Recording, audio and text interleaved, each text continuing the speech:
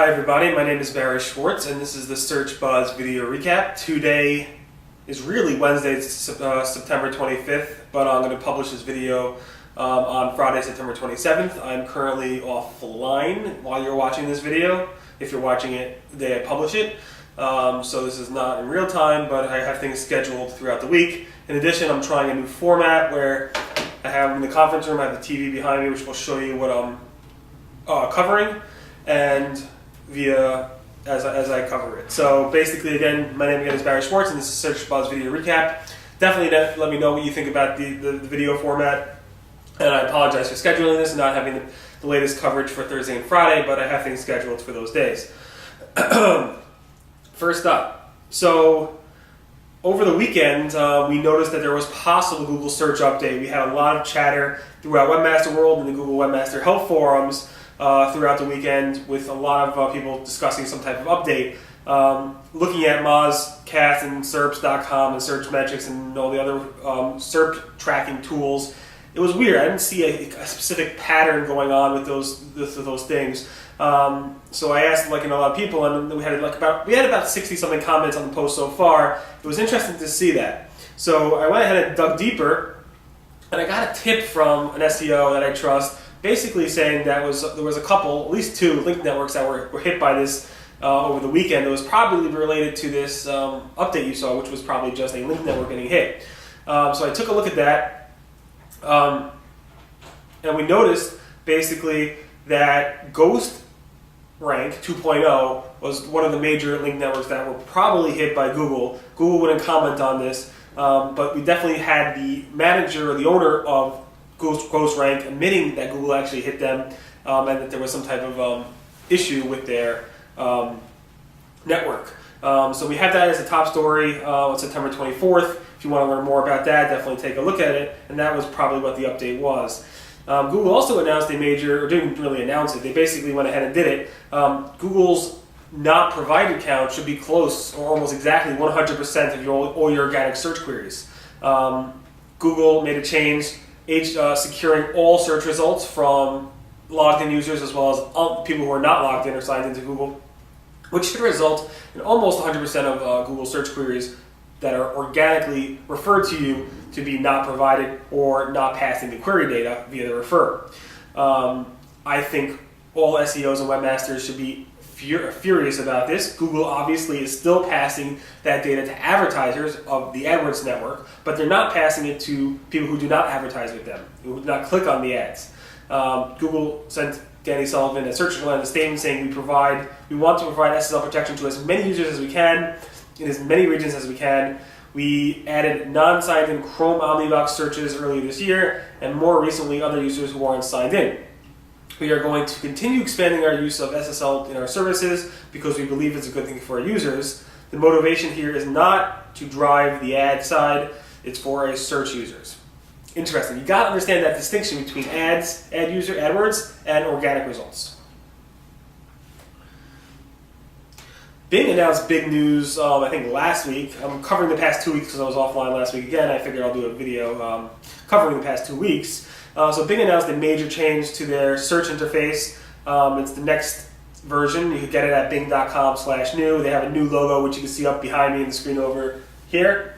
And they have a new interface. The search results are slightly different. They also feature the page zero, which is basically what we showed you, where they have deep links or site links directly in the actual search box, which again you can see as you type, you can actually see the things, the results show up in the actual search box as an overlay. And they also went ahead and cleaned up the poll on the right hand side of the results and some other things. If you want to learn more about that, we have a post about that on September 17th at seroundtable.com. Google, not to be outdone by Bing, went ahead and officially launched is officially launching their white bar. The white top bar, which has this drop down over here on the top right, which is more of a Chrome or Android-like look for the navigation.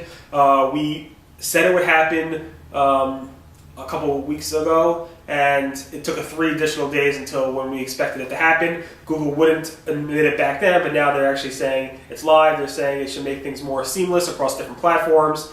It's interesting, they went with the flatter icons. I don't know if you can notice these flatter icons right around the release of iOS 7, which is obviously a flatter icon, a flatter design type of approach. Anyway, so that's the new Google look. You should probably be getting it any day now. I found this interesting. Let's get into the SEO world. Google has a search engineer who's been with Google for over 7 years. His name is Ryan, and he basically said in a Hacker News thread he was defending why W3 Schools, which is an HTML resource or web developer, web designer resource, ranks so well in Google.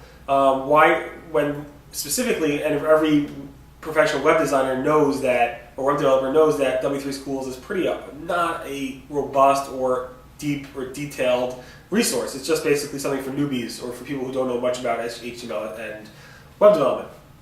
Things like MDN might rank better, or it should rank better, but Ryan from Google said MDN might have higher quality, better information, but it doesn't necessarily mean it's more useful to everyone.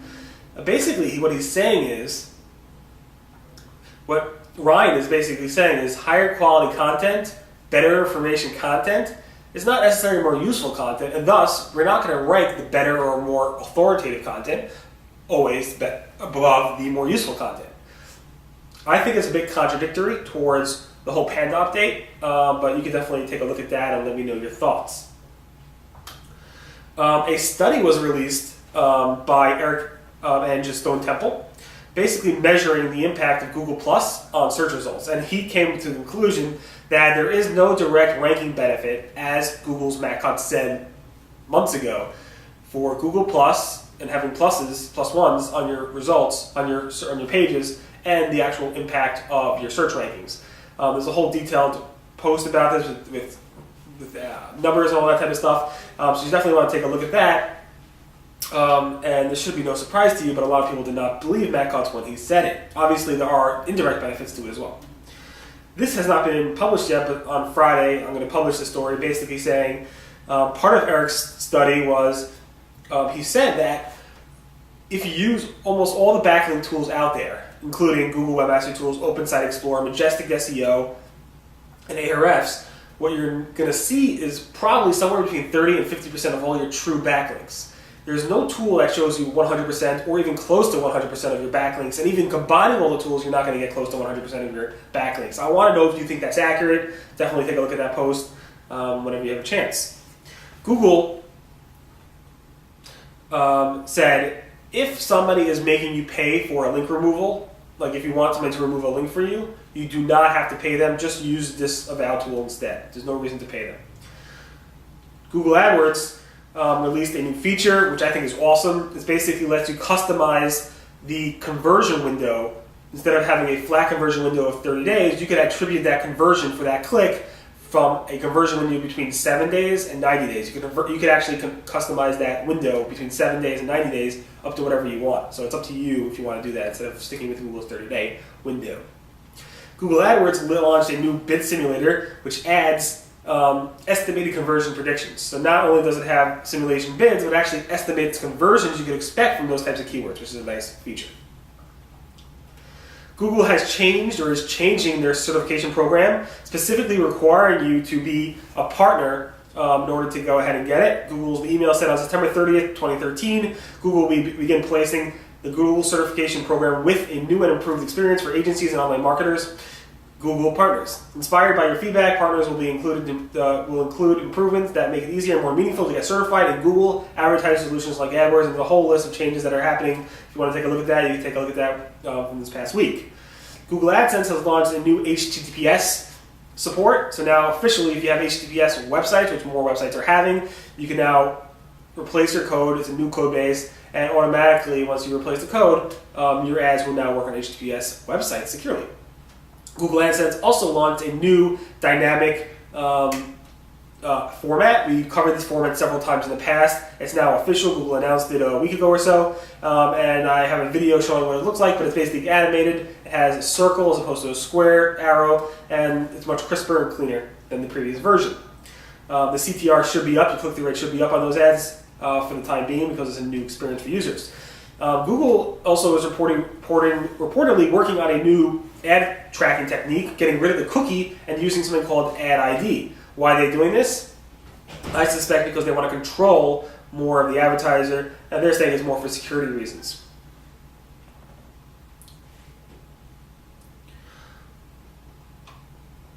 Where was I? Sorry.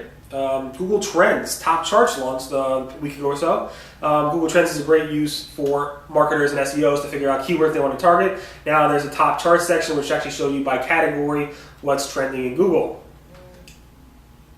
Here's a poll that we're going to go ahead and launch this week and we'll talk about this week. Basically, I asked, what do SEOs do when they don't get paid? The results are 27% said they keep sending statements, invoices, and letters to the client asking them to pay. 25% said they use a lawyer or collection agency. Another 25% say they take back the work or remove the links. 17% say they actually harm the client site by negative SEO or reputation management. And 6% said they do nothing.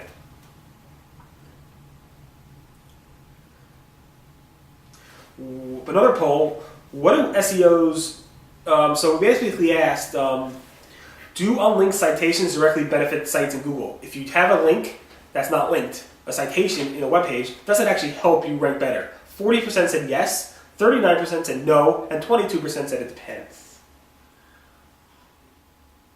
Here's another poll. SEOs typically say that larger websites rank better. We asked, which types of websites rank better? 57% said larger websites tend to rank better, 9% said smaller websites tend to rank better, and 34% said size makes no impact, has no impact on ranking. This is an interesting poll. The Softer Panda update came out about mid-July, so Google released a Panda update which is called Softer, or they implied it was Softer. We had over 500 responses, and we asked you, did you recover from that Softer Panda release? So here are the results. 51% said no, they did not recover. 20% said they partially recovered, 18% said they fully recovered, and 12% said they're not sure if they recovered or not. All right, two more. Google is launching an initiative or a new company specifically to keep people alive longer. It's called Calico or something like that. And there was a big article in Time, and basically Google's trying to come up with a way, they don't have a way yet, to make people live longer. I suspect because the customer life cycle value of that customer increases because the longer they live, the more ads they click on. No, but really, I think they're doing it for good reasons. Finally, today, which is not today, but on Friday, which is the day I published this video, is Google's 15th birthday. They're 15 years old now. I am not currently able to see the logo because, again, this is a pre-scheduled post or video, but they do have cupcakes that our Googlers have been eating the whole week. Here's a picture of the cupcake, as you can see behind me. Also, there was a 15K mile race, marathon, that Google's participated in. Mike Pegg got this hat, and this is his number that he actually did. And if you want, you can take a look at all the past Google birthday logos from the 14th all the way, I think, to the 4th, because they didn't have logos before that. Anyway, thanks so much for listening to the Search Buzz video recap. Again, my name is Barry Schwartz. Let me know if you like this format with the TV behind me. And thanks so much for listening. Everyone have a great weekend. And again, today is Friday, September 27th, Google's birthday. And again, this was pre-scheduled, published, and created on Wednesday, September 25th. That was the news over at SERoundtable.com. Thanks so much, and have a great weekend. Bye.